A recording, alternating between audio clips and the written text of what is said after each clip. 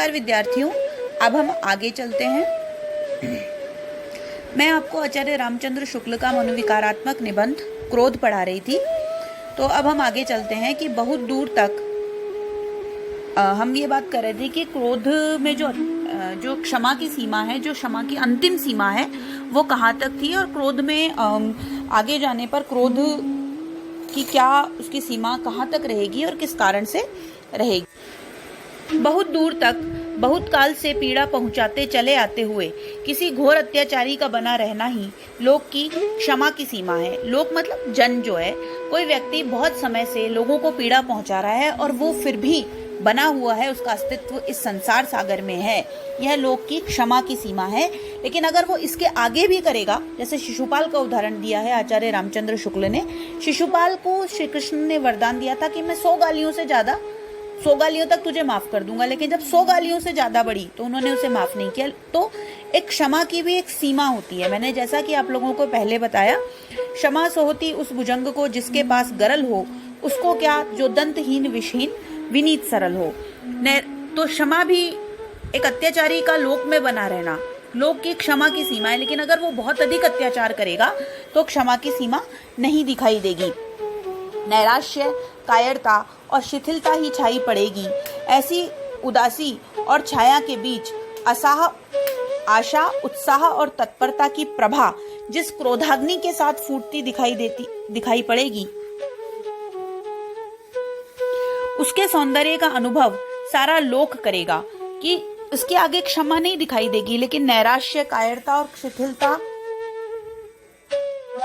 अर्थात वे ये कहना चाहते हैं कि आशा, उत्साह और तत्परता की प्रभा क्रोध आशा, उत्साह और तत्परता के साथ जब फूटता दिखाई देगा, उसके सौंदर्य का अनुभव सारा लोक करेगा, सारा संसार देखेगा। राम का कालाग्नि सदृश्य क्रोध ऐसा ही है।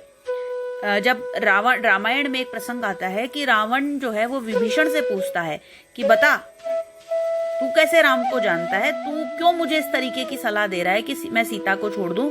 तो रामचरितमानस में विभीषण के माध्यम से तुलसीदास जी कहते हैं कि तात राम ही नर भूपाला, भुवनेश्वर कालेहु कर काला, कि वो तो भुवनेश्वर है, काल के भी काल है। अर्थात उनका क्रोध जो है वो कालाग्नि सदृश्य है और वह सात्विक तेज है, तामस ताप नहीं। जो क्रोध जो है वो आशा, उत्साह और तत्परता के साथ, प्रभा के साथ प्रकट होता है। अर्थात जो अत्याचारी का विनाश करने के लिए जो क्रोध जन्म लेता है वह सात्विक तेज है, तामसिक ताप नहीं है, ऐसा रामचंद्र शुक्ल मानते हैं।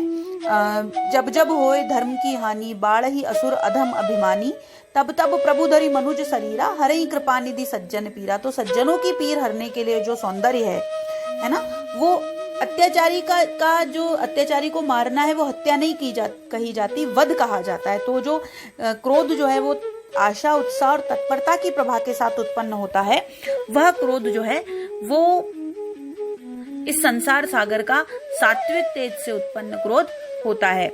दंड कोप का ही एक विधान है, दंड कोप या क्रोध का एक विधान है। राजदंड राजकोप है, जहां कोप लोक कोप और लोक कोप धर्म कोप है। मतलब आदमी राजकोप और धर्म कोप से जो व्यक्ति नहीं डरता, नैतिकता की जो सीमा होती है, कहना चाह रहे हैं नैतिकता की जो बंधन होते हैं वो सबसे बड़े बंधन होते हैं। जहां राजकोप धर्मकोप से एकदम भिन्न न दिखाई पड़े, वहां उसे राजकोप न समझकर कुछ विशेष मनुष्यों का कोप समझना चाहिए। राजकोप और धर्मकोप एक ही होता है, लेकिन धर्म आधारित जो राजनीति है वो सबसे श्रेष्ठ राजनीति है। लेकिन राजकोप अगर धर्मकोप से भिन्न एकदम अलग हो तो वहां कुछ मनुष्यों का कोप होता है, वहां राजकोप नहीं होता। ऐसा कोप राजकोप के महत्व, यहाँ शब्द है महत्व, और पवित्रता का अधिकारी नहीं हो सकता। उसका सम्मान करना जनता अपने लिए आवश्यक नहीं समझती। वह राजकोप भी वह उचित होता है जिसके जो धर्माधारित हो, अर्थात राजनीति भी वह उचित होती है जो धर्माधारित हो। जब राजनीति से धर्म परे हो जाता है, राजकोप से धर्म परे हो जाता है, तो राजा जो है वो सम्मान का अधिकारी नहीं होता और जनता उसका सम्मान नहीं करती। अगला जो गद्यांश है वो इस पूरे पाठ का, इस पूरे निबंध का सार है और ये बहुत ही परीक्षोपयोगी दृष्टि से बहुत अधिक महत्वपूर्ण गद्यांश है। आप एक बार इसको समझ लें। आचार्य रामचंद्र शुक्ल की प्रसिद्ध उक्ति है, वो कहते हैं, वैर क्रोध का आचार या मुरब्बा है। आचार या मुरब्बा कब बनता है? जब हम उस चीज को गला देते हैं और वो धीरे धीरे पलता है। तो धीरे धीरे क्रोध जब धीरे धीरे पलने लगता है तो वो किसका रूप धारण कर लेता है? वैर का। जिससे हमें दुख पहुंचा है उस पर यदि हमने क्रोध किया और वह क्रोध हमारे हृदय में बहुत दिनों तक टिका रहा तो वह वैर कहलाता है। वैर माने वैमनस्य, वैरता माने शत्रु भाव। इस स्थायी रूप में टिक जाने के कारण क्रोध का वेग और उग्रता तो धीमी पड़ जाती है, पर लक्ष्य को पीड़ित करने की प्रेरणा बहुत काल तक हुआ करती है। क्रोध जो है वो स्थायी रूप से टिक जाता है तो क्रोध का वेग और उग्रता तो धीमी पड़ जाती है, पर लक्ष्य को पीड़ित करने की प्रेरणा बहुत काल तक हुआ करती है। क्रोध अपना बचाव करते हुए शत्रु को पीड़ित करने की युक्ति आदि सोचने का समय प्राय नहीं देता, पर वैर उसके लिए बहुत समय देता है। क्रोध अपने बचाव करते हुए शत्रु को पीड़ित करने की युक्ति नहीं देता। जैसे आपने तुरंत चांटा मारा किसी के तो सामने वाला भी आपको तुरंत चांटा मारेगा, पर यदि क्रोध पलता है, क्रोध मन में बहुत समय तक रहता है तो वैर जो है वो शत्रु को पीड़ित करने की युक्ति सोचने का बहुत समय देता है। सच पूछिए तो क्रोध और वैर का भेद केवल कालकृत है। क्रोध और वैर जो है वो भेद जो है वो केवल कालकृत माने समयानुसार है। दुख पहुंचने के साथ ही दुखदाता को पीड़ित करने की प्रेरणा करने वाला मनोविकार क्रोध और कुछ काल बीत जाने पर प्रेरणा करने वाला भाव वैर है। दुख पहुंचने की जो दुखदाता की जो सीमा है उसकी तुरंत अगर हम उसका प्रत्युत्तर देंगे तो वो चीज क्रोध कहलाएगी, और थोड़े समय बाद उसकी उक्ति में परिवर्तन करके उसको अधिक जो है प्रेरणा जिससे मिलेगी वो वैर है। जब हम क्रोध पालते हैं उसको वैर कहते हैं। किसी ने आपको गाली दी, अब वो उदाहरण प्रस्तुत कर रहे हैं आचार्य रामचंद्र शुक्ल। देखिए, किसी ने आपको गाली दी और यदि आपने उसी समय उसे मार दिया तो क्रोध किया, ठीक है। मान लीजिए वह गाली देकर भाग गया और 2 महीने बाद आपको कहीं मिला, तब आपने उसकी फिर बिना गाली सुने मिलने के साथ ही उसको मारा, तो ये आपका वैर निकालना हुआ। विवरण से स्पष्ट है कि पहले यदि हमें कोई गाली दी किसी ने और हमने तुरंत उसका मार दिया तो वो क्रोध कहलाएगा, लेकिन 2 महीने बाद वो मिला और फिर हमने उसे मारा तो वो वैर निकालना हुआ। विवरण से स्पष्ट है कि वैर उन्हीं प्राणियों में होता है जिनमें धारणा अर्थात भावों के संचय की शक्ति होती है।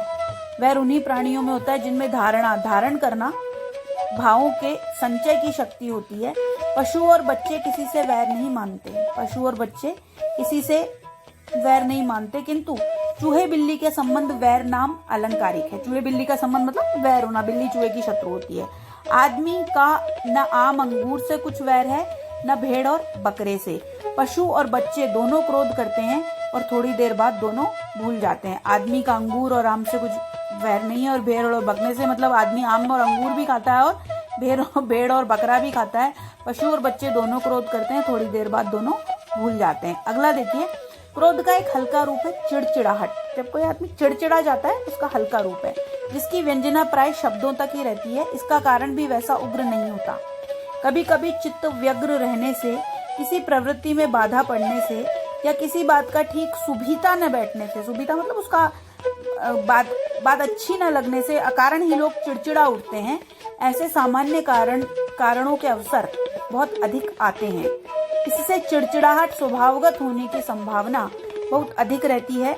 किसी मत संप्रदाय या संस्था के भीतर निरूपित आदर्शों पर अनन्य दृष्टि रखने वाले बाहर की दुनिया देख कर अपने को जीवन भर चिड़चिड़ाते चले जाते हैं।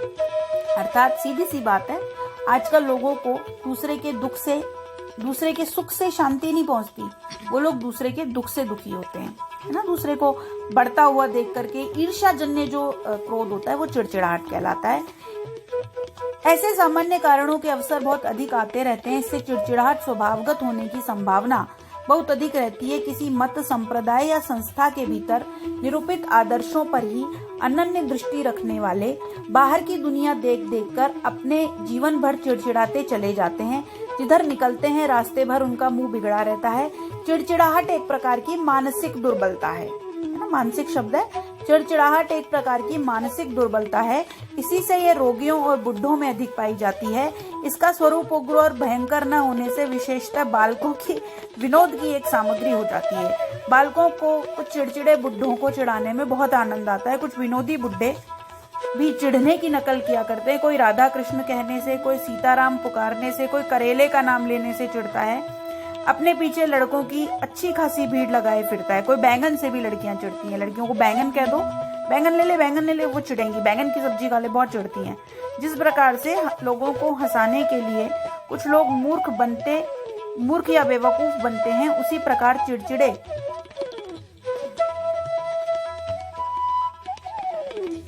चिड़चिड़े भी मूर्ख हास्य रस के बड़े प्राचीन आलम्बन हैं। मूर्ख जो व्यक्ति होते हैं वो हास्य रस के बहुत प्राचीन आलम्बन है।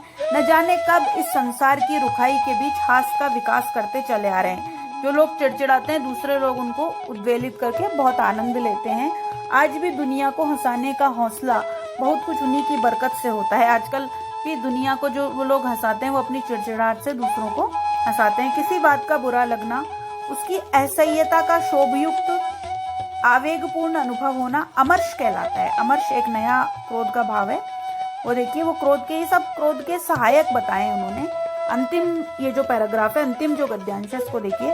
किसी बात का बुरा लगना, उसकी असह्यता का क्षोभयुक्त और आवेगपूर्ण अनुभव, उसको ऐसा नहीं होने का क्षोभयुक्त और आवेगपूर्ण अनुभव होना अमर्ष कहलाता है। अमर्ष जो अजीब सा क्रोध होता है ना। पूर्ण क्रोध की अवस्था में मनुष्य दुख पहुंचाने वाले पात्र की ओर ही उन्मुख रहता है। उसी को भयभीत या पीड़ित करने की चेष्टा में प्रवृत्त रहता है। अमर्ष में दुख पहुंचाने वाली बात के ब्योरों पर, उसकी असह्यता पर विशेष ध्यान रहता है। ध्यान शब्द है कि अमर्ष, क्रोध में तो जो व्यक्ति दुख पहुंचाता है उसी पर ध्यान रहता है, लेकिन अमर्ष जो है उसमें बात के ब्योरों पर, उसकी असहनीयता पर विशेष ध्यान रहता है। इसकी ठीक व्यंजना ऐसे वाक्यों में समझनी चाहिए। अब वो उदाहरण दे रहे हैं, तुमने मेरे साथ यह किया, वह किया, तुमने मेरे साथ ऐसा किया, वैसा किया। अब तक तो मैं सहता आया, अब नहीं सह सकता। इसके आगे बढ़कर कोई दांत पीसता और गरजता हुआ ये कहने लगे कि मैं तुम्हें धूल में मिला दूंगा, तुम्हारा घर फोड़ कर फेंक दूंगा, तो क्रोध का पूर्ण स्वरूप समझना चाहिए। अर्थात क्रोध का जो पूर्ण स्वरूप है वो अमर्ष में है। अमर्ष ब्यौरा देने वाली बातों में भी आता है। अमर्ष जो है वो व्यक्ति के क्रोध के संपूर्ण अंग उपांगों के साथ, है ना, क्रोध प्रकट होता है। हम सभी जानते हैं क्रोध जो है वो करुणा का आज्ञाकारी सेवक है, और क्रोध जो है वो मतलब एक सभी मनोविकारों में फुर्तीला है, ऐसा रामचंद्र शुक्ल ने बताया, और उसके सहायक अंगों के बारे में भी हमें बताया है। आज ये पाठ पूर्ण हुआ है और मैंने आपको इसके प्रश्नोत्तर दे दिए हैं। अब आप इस पाठ को, जो भी ये अपन ने मनोविकारात्मक आचार्य रामचंद्र शुक्ल का पाठ पढ़ा है, ये मैंने आपको लिखित रूप में भी इसकी PDF उपलब्ध करा दी है। अब आप इसको पढ़ें और इस मेरे वीडियोस जो मैंने आपको 5, 7, 10 वीडियो बना के दिए हैं, केवल इस निबंध के वीडियो जो हैं, मैंने आपको कम से कम 7, 8 वीडियो केवल इस निबंध के बना के दिए हैं। तो आप उनको पढ़ें, उनसे ये निबंध समझें, उनसे व्याख्यित अंश समझें, आचार्य रामचंद्र शुक्ल की शैली के बारे में समझें और उनके प्रश्नों को हल करें। ये पाठ मैंने इसलिए आपको सबसे प्रमुखता से पढ़ाया है कि यह पाठ जो है वो परीक्षोपयोगी दृष्टि से बहुत अधिक महत्वपूर्ण है। ठीक है, धन्यवाद।